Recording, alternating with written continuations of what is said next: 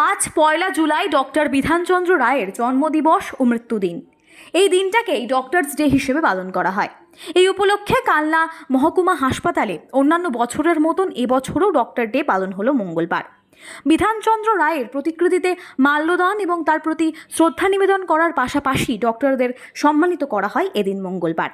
রোগী কল্যাণ সমিতির চেয়ারম্যান তথা রাজ্যের মন্ত্রী স্বপন দেবনাথকে এই দিন কাছে পেয়ে কালনা মহকুমা হাসপাতালের কর্তব্যরত নার্সরা বছরে জামাই ষষ্ঠী এবং ডক্টরদের হাফ ছুটির বদলে একদিন ছুটির আবেদন জানায়। তিনিও বিষয়টি ভাবা হচ্ছে বলে সেদিন জানান মন্ত্রী স্বপন দেবনাথ। মন্ত্রী ছাড়াও ওই দিন এই অনুষ্ঠানে হাজির ছিলেন কালনার মহকুমা শাসক শুভম আগরওয়াল, কালনা পৌরসভার উপপৌরপতি তপন পরেল সহ বিভিন্ন চিকিৎসক এবং নার্সিং স্টাফেরা।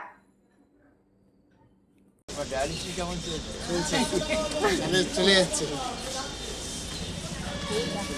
মন্ত্রিমশাইয়ের পক্ষ থেকে আজকের বিশেষ দিনের ছোট্ট উপহার। যাতে ওরা আপনারা এক এক করে একটু আগিয়ে আসুন। আরেকটু আপনারা একটু ভালো রাখবেন আমাদের। তোমার বিয়ে বাড়ি কাজ করেছিলেন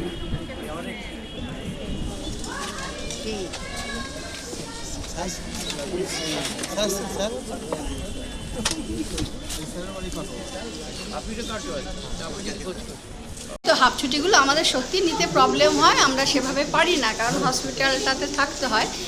যার জন্য উনি যদি কনসিডার করেন জামাই ষষ্ঠী আর আজকের এই দুটো মিলিয়ে দুটো হাফ ডে যদি একটা ফুল ডে হয়, লোকাল পারমিশন চাইলাম একটু ওনার কাছে, তাহলে আমাদেরও কাজের অনুপ্রেরণা বাড়বে বা ছোট ছোট স্টাফদেরও এনার্জি বাড়বে।